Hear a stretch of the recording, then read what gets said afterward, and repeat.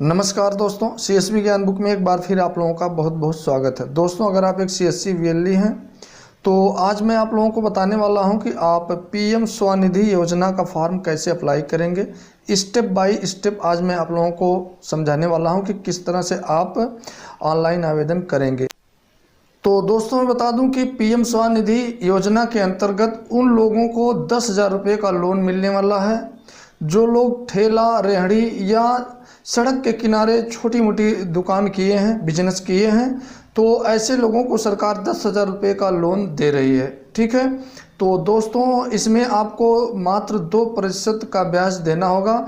वैसे जब बैंक आपको ब्याज देगी तो आपको 9 या 10% पर ब्याज देगी, लेकिन सरकार इसमें 7% की सब्सिडी देने वाली है। तो इस तरह से आपका जो ब्याज होगा वो 2% के आसपास ही होगा। ठीक है, तो अगर आप लोग लोन लेना चाहते हैं तो आप लोग सीएससी सेंटर जाएं और वहां से ऑनलाइन आवेदन करवा दें। ठीक है, तो दोस्तों बता दूं कि इसमें बहुत ज़्यादा डॉक्यूमेंट भी लगने वाला नहीं है। ठीक है, केवल आपका आधार कार्ड लगेगा। अगर आपके पास वोटर आईडी है तो उसको भी आप लगा सकते हैं। और दोस्तों बता दूं कि इसमें वही लोग जो है ऑनलाइन आवेदन करवा सकते हैं जिनके आधार कार्ड में मोबाइल नंबर रजिस्टर्ड है। ठीक है, अगर आपके आधार कार्ड में मोबाइल नंबर रजिस्टर्ड नहीं है तो आप इसका आवेदन नहीं कर सकते। ठीक है, तो दोस्तों चलिए हम बता देते हैं किस तरह से आपको ऑनलाइन आवेदन करना है। अगर आप एक सीएससी वीएलई हैं तो लोगों का आवेदन आप कैसे करेंगे, स्टेप बाय स्टेप आज मैं आप लोगों को इसमें समझाने वाला हूं। तो दोस्तों सबसे पहले आपको इस वेबसाइट पर आ जाना। इसका लिंक मैं अपने डिस्क्रिप्शन बॉक्स में दे दूंगा। और यहाँ पर आने के बाद आपको फिर क्या करना है कि ऊपर आप देख रहे हैं लॉगिन लिखा गया है। ठीक है, लॉगिन वाले बटन पर आप जो है क्लिक करेंगे। ठीक है, इस पर क्लिक करने के बाद आप लोगों के सामने कुछ ऑप्शन खुलकर आ जाएंगे। तो इसमें आपको यहाँ पर देखिए लिखा गया सीएससी कनेक्ट। अगर आपके पास सीएससी आईडी है तो आप सीएससी कनेक्ट पर क्लिक करेंगे और इस पर क्लिक करने के बाद आप क्या करेंगे, यहाँ पर अपनी सीएससी आईडी और पासवर्ड डाल देंगे। चलिए मैं अपनी सीएससी आईडी और पासवर्ड डालकर लॉगिन कर लेता हूँ। तो चलिए अब साइन इन पर मैं क्लिक कर देता हूं। ठीक है, यहाँ पर क्लिक करने के बाद आप लोगों के सामने कुछ इस तरह का इंटरफेस खुलकर आ जाएगा। अब आपको क्या करना है, यहाँ आप देख रहे हैं कि मोबाइल नंबर कह रहा है कि आप यहाँ पर अपना मोबाइल नंबर इंटर करिए। चलिए मैं उस मोबाइल नंबर को यहाँ पर इंटर कर देता हूँ जो हमारे आधार कार्ड में लिंक है। तो चलिए हम उस मोबाइल नंबर को यहाँ पर इंटर कर देते हैं। तो इस तरह से हमने यहाँ पर अपना मोबाइल नंबर इंटर कर दिया और यहाँ पर जो चेक बॉक्स दिया गया इस पर आपको टिक करना होगा। टिक करने के बाद ये देखिए सही का निशान आ गया। अब आपको क्या करना है, नीचे रिक्वेस्ट ओटीपी, ठीक है, इस पर आपको क्लिक करना होगा। ठीक है, चलिए हम इस पर क्लिक कर देते हैं और इसके बाद हमारे मोबाइल पर एक ओटीपी आ जाएगा। तो चलिए हम इंतज़ार कर लेते हैं और इसके बाद जो है उस ओटीपी को इसमें इंटर कर देते हैं। हाँ तो दोस्तों हमारे मोबाइल पर ओटीपी आ भी गया है और इसको हम इसमें इंटर कर देते हैं और फिर इसको हम जो है ओटीपी को वेरीफाई कर लेते हैं। ठीक है, तो चलिए हमने इस पर क्लिक किया तो आप लोगों के सामने इस तरह से एक नया पेज खुलकर आ गया। ठीक है, अब आप लोग यहाँ पर देख रहे हैं एलिजिबिलिटी। ठीक है, कौन कौन से लोग इस फॉर्म को अप्लाई करने में एलिजिबल हैं यहाँ दिया गया है। ठीक है, पहला ऑप्शन दिया गया है कि ऐसे दुकानदार जिनके पास शहरी स्थानीय निकायों द्वारा जारी किया गया सर्टिफिकेट है। ठीक है, पहचान पत्र कोई है उनके पास, तो वो लोग पहले वाले ऑप्शन पर क्लिक करेंगे। ठीक है, अब यहाँ दूसरे ऑप्शन में दिया गया है कि ऐसे विक्रेता जिन्हें सर्वेक्षण में चिन्हित कर लिया गया है लेकिन अभी सर्टिफिकेट नहीं दिया गया है, तो ऐसे लोग दूसरे ऑप्शन पर जो है टिक करेंगे। ठीक है, यानी दूसरा ऑप्शन वो सेलेक्ट कर लेंगे। ठीक, और यहाँ तीसरे ऑप्शन में दिया गया है कि ऐसे पथ विक्रेता जो शहरी स्थानीय निकाय आधारित पहचान सर्वेक्षण में छूट गए थे अथवा जिन्होंने सर्वेक्षण पूरा होने के पश्चात बिक्री का कार्य शुरू कर दिया था, तो वो लोग तीसरे ऑप्शन को सिलेक्ट करेंगे। और अगर आप इन तीनों ऑप्शन में नहीं आ रहे हैं तो आप चौथे ऑप्शन को सिलेक्ट कर लेंगे। ठीक है, तो चलिए हम यहाँ पर जो चौथा ऑप्शन जो है सिलेक्ट कर लेते हैं। जब आप चौथे ऑप्शन को सिलेक्ट कर लेंगे इसके बाद आप लोगों के सामने दो ऑप्शन और खुलकर आ जाएंगे। इसमें पूछा जा रहा है कि क्या आपके पास पहले से कोई रिकमेंडेशन लेटर है। अगर है तो पहला ऑप्शन आप सेलेक्ट करेंगे, अगर नहीं है तो आप दूसरे वाले ऑप्शन को सिलेक्ट कर लेंगे। ठीक है, चलिए हम दूसरे वाले ऑप्शन को सिलेक्ट कर लेते हैं। दूसरे वाले ऑप्शन को सिलेक्ट करते ही आप लोगों के सामने दो ऑप्शन और खुलकर आ जाएंगे। अब आपको क्या करना है कि दोनों ऑप्शन को आप सिलेक्ट कर लेंगे। ठीक है, तो चलिए हम इसे जो है सिलेक्ट कर लेते हैं। इन दोनों ऑप्शन को सिलेक्ट करने के बाद यहाँ पर जो है एसोसिएशन का नाम यहाँ पर डालना है। आप जो भी बिजनेस कर रहे हैं, ठीक है, उसका अगर कोई संगठन बना हुआ है तो उसका नाम यानी एसोसिएशन का नाम आपको इसमें इंटर कर देना है।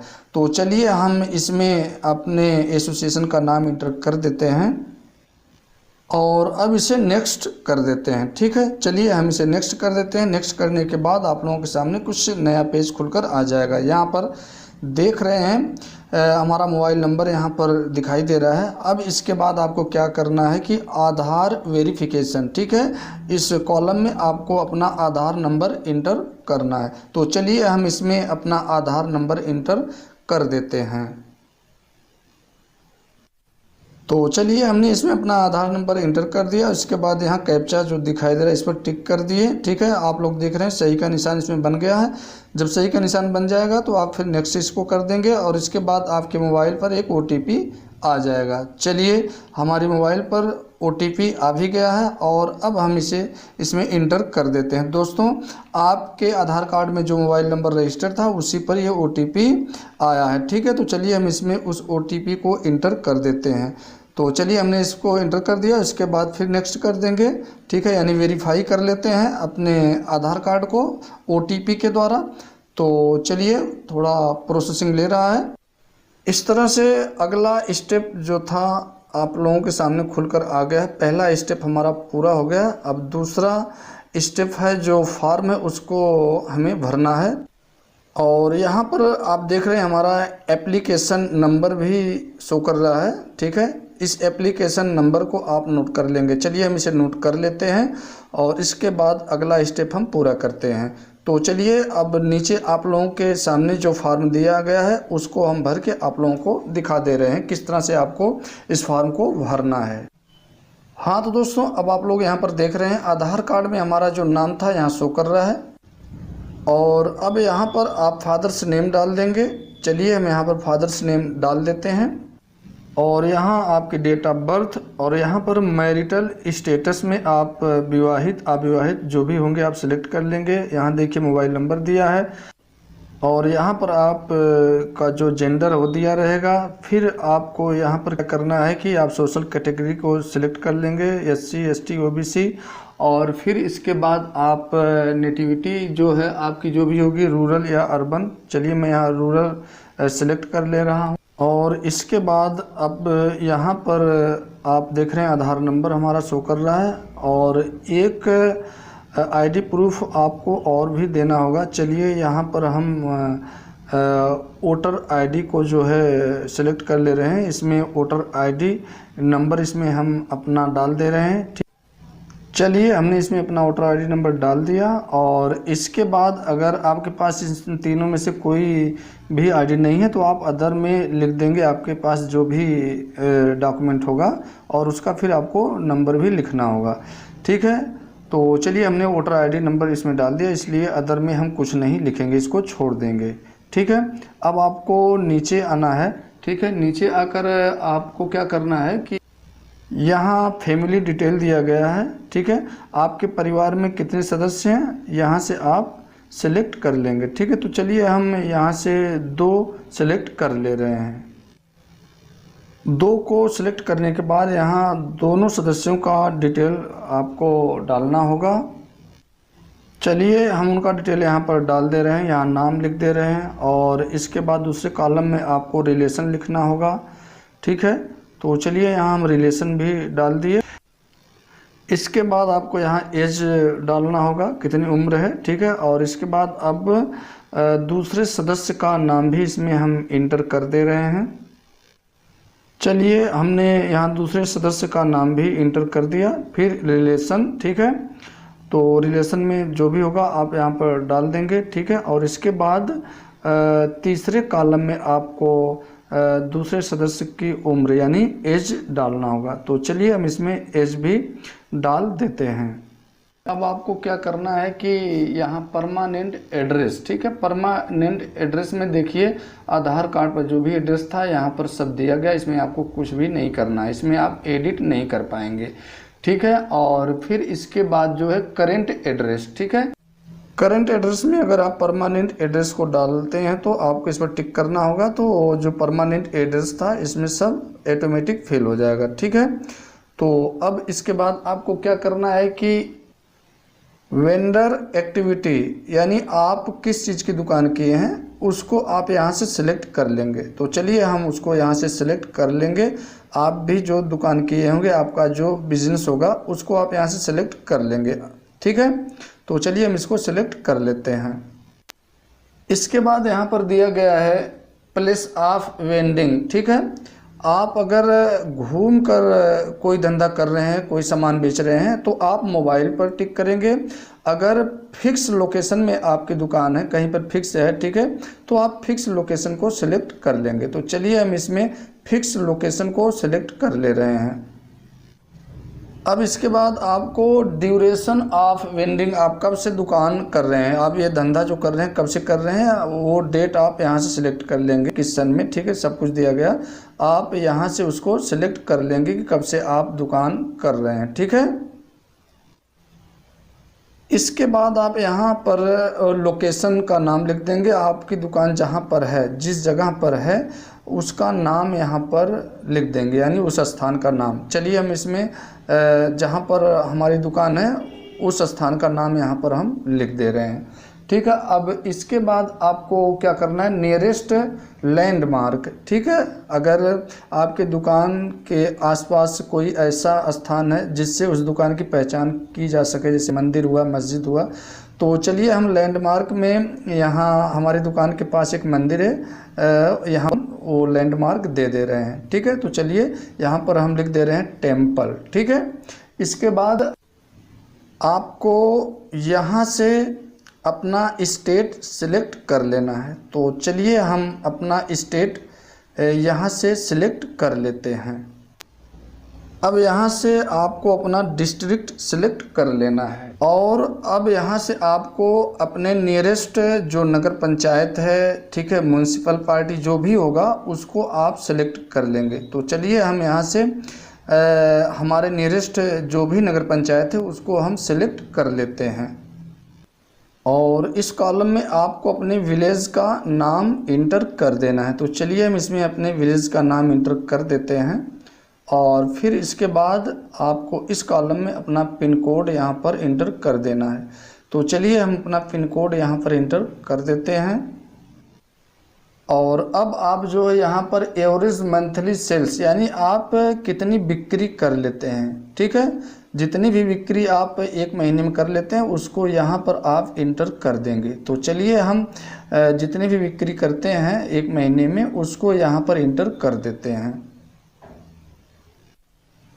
अब आप लोग यहाँ पर देखिए कि क्या दिया गया है, आधार लिंक्ड बैंक अकाउंट, ठीक है। आपके जिस भी बैंक अकाउंट में आधार नंबर लिंक है उसका डिटेल यहाँ पर आपको देना है, ठीक है, जैसे बैंक का नाम, ब्रांच, IFSC कोड और अकाउंट नंबर।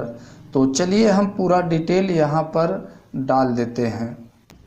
बैंक डिटेल डालने के बाद यहाँ पर देखिए डिजिटल पेमेंट दिया गया है। आप कस्टमर से पूछ लेंगे, अगर वो डिजिटल पेमेंट करते हैं तो यहाँ पर जो UPI नंबर हुआ, जो भी डिटेल होगा आपको भरना होगा। तो चलिए हम उसको नो कर दे रहे हैं, नो पर ही रहने देते हैं। और इसके बाद देखिए यहाँ जो अगला ऑप्शन दिया गया प्रीवियस लोन, अगर आप पहले से कोई लोन लिए हैं तो यहाँ पर उसका डिटेल देना होगा, नहीं तो इसको छोड़ देंगे, कोई ज़रूरी नहीं है। अब आपको जो है लोन अमाउंट रिक्वायर्ड, ठीक है, आप कितना लोन लेना चाहते हैं यहाँ डाल देंगे। वैसे 10,000 से ऊपर आपको लोन नहीं मिलेगा तो आप यहाँ पर 10,000 डाल देंगे, ठीक है। तो चलिए अब अगला स्टेप आप लोगों को बता देते हैं कि क्या करना है आपको। अब यहाँ पर आप देख रहे हैं कि भारत सरकार द्वारा कुछ चलाई गई स्कीमों के नाम दिए गए हैं। अगर आप इसमें से किसी भी स्कीम का लाभ ले रहे हैं या उसका लाभ ले चुके हैं तो आपको यहाँ से उसको सिलेक्ट कर लेना है। ठीक है, आप इसको ध्यानपूर्वक देख लेंगे। ठीक है, जैसे यहाँ पहली स्कीम दी गई है आयुष्मान भारत, अगर आप का गोल्डन कार्ड बना है, आप इसका लाभ ले रहे हैं, तो आप इसको सिलेक्ट कर लेंगे। तो चलिए मैं इसको सिलेक्ट कर लेता हूँ क्योंकि मेरा गोल्डन कार्ड जो है बन चुका है। ठीक है, मुझे इसका लाभ मिल रहा है। ठीक है, तो चलिए अब मैं इस फॉर्म को जो है सेव कर लेता हूँ, उसके बाद इसे सबमिट कर दूँगा। ठीक है, तो चलिए मैं इसे अब सेव कर लेता हूँ। ठीक है, सेव करने के बाद मैं इसे सबमिट करूँगा। तो इस तरह से हमारा जो फॉर्म है ये सेव हो चुका है, यहाँ पर देखिए दिया गया है। ठीक है, तो अब मैं इसे सबमिट कर देता हूँ। अब इस तरह से आपका फॉर्म सबमिट हो चुका है। ठीक है, अब आप यहाँ से अपना फ़ोटो देख सकते हैं, जो आधार कार्ड में लगा वही फ़ोटो आपका इसमें शो होगा। ठीक है, तो अगर आप देखना चाहते हैं तो यहाँ जो टिक का निशान बना हुआ सही का निशान, इस पर आपको क्लिक करना होगा। तो चलिए मैं इस पर क्लिक करके अपने फ़ोटो को देख लेता हूँ कि इसमें हमारा फ़ोटो सही आया है या नहीं। ठीक है, तो चलिए मैं इस पर क्लिक कर देता हूँ, तो इस तरह से आपका फ़ोटो खुलकर आ जाएगा। ठीक है, अब आपको इसे सेव कर लेना है। तो चलिए मैं इसे अब सेव कर लेता हूँ और इसके बाद इसे फिर मैं सबमिट कर दूँगा। ठीक है, तो चलिए हमने इसे सेव कर लिया, अब इसको हम सबमिट कर देते हैं। इस तरह से आपका फॉर्म यहाँ से भी सबमिट हो गया। अब आखिरी स्टेप आपका ये बचा है। अब यहाँ देख रहे हैं कि आप लोगों के सामने दो ऑप्शन दिए गए हैं। ठीक है, पहले ऑप्शन में दिया गया है कि अगर आप पहला ऑप्शन यहाँ से सिलेक्ट करते हैं तो आपके नियर जितने भी लोन देने वाले होंगे, ठीक है, उनके पास ये फॉर्म चला जाएगा। और अगर आप किसी बैंक से यानी एक ही बैंक से लोन लेना चाहते हैं, आप दूसरे ऑप्शन को सिलेक्ट कर लेंगे। तो यहाँ जब आप दूसरे ऑप्शन को सिलेक्ट करेंगे तो आप यहाँ से अपनी मनचाही बैंक को जो है सिलेक्ट कर सकते हैं, जिस बैंक से आप लोन लेना चाहते हैं। तो चलिए हम दूसरे वाले ऑप्शन को सिलेक्ट कर लेते हैं। इसको सिलेक्ट करने के बाद बैंकों के नाम दिए गए हैं, यहाँ से आप जिस भी बैंक से लोन लेना चाहते हैं उस बैंक को यहाँ से सिलेक्ट कर लेंगे। तो चलिए मैं यहाँ से किसी एक बैंक को सिलेक्ट कर लेता हूँ। अब यहाँ से आप ब्रांच को सिलेक्ट कर लेंगे। तो चलिए मैं यहाँ से ब्रांच भी सिलेक्ट कर लेता हूँ। इसके बाद यहाँ पर देखिए आई एग्री लिखा गया है, जो इस पर आप टिक करेंगे और फॉर्म को आप सेव कर लेंगे। तो चलिए मैं सबसे पहले इसको सेव कर लेता हूँ, इसके बाद सबमिट कर देता हूँ। ठीक है, तो चलिए अब मैं इसे सबमिट कर देता हूँ। तो दोस्तों इस तरह से आप देख रहे हैं कि एप्लीकेशन सबमिटेड, इस तरह से हमारा फॉर्म सबमिट हो चुका है। ठीक है, अब यहाँ से मैं एप्लीकेशन नंबर भी नोट कर लूँगा। ठीक है, वैसे मैं इसे नोट कर चुका हूँ। अब मैं इसे डन कर देता हूँ। डन करने के बाद आप लोगों के सामने कुछ इस तरह से खुलकर आ जाएगा। यहाँ पर आप देख रहे हैं एप्लीकेंट नेम, ठीक है, फिर सबमिशन डेट, और इसके बाद जो है एप्लीकेशन आईडी भी दिया गया है। ठीक है, लोन अमाउंट। ठीक, अब आपको क्या करना है कि यहाँ पर पेमेंट करना होगा। ठीक है, कुछ पेमेंट आपको करना होगा। तो चलिए हम CSC पेमेंट पर क्लिक करते हैं और CSC वॉलेट से जो भी पेमेंट होगा उसको हम कटा देते हैं। ठीक है, चलिए हम यहाँ सबसे पहले अपना जो है पासवर्ड डालेंगे और इसके बाद वॉलेट पिन डालकर ये पेमेंट जो है हम कर देते हैं। तो चलिए अब इसमें हमने जो है अपना पासवर्ड और वॉलेट पिन डालकर ये पेमेंट जब किया तो यहाँ देखिए पेमेंट सक्सेसफुल का मैसेज आ गया। इस तरह से हमारा जो फॉर्म है पूरी तरह से सबमिट हो चुका है। ठीक है, अब आप इसका स्क्रीनशॉट ले सकते हैं। ठीक है, इसका जो भी रिकॉर्ड दिया गया है इसको आप सुरक्षित रख लेंगे। ठीक है, और इस तरह से आप जो है PM स्वनिधि योजना का जो फॉर्म बड़ी आसानी से भर सकते हैं। तो दोस्तों शायद ये वीडियो आप लोगों को ज़रूर पसंद आई होगी। अगर पसंद आई हो तो चैनल को सब्सक्राइब करने के साथ साथ बेल वाले आइकन को भी प्रेस कर दें, ताकि जब भी कोई नई वीडियो इस चैनल पर अपलोड करूँ उसकी जानकारी आपको सबसे पहले मिल सके। तो आज के लिए बस इतना ही। नमस्कार।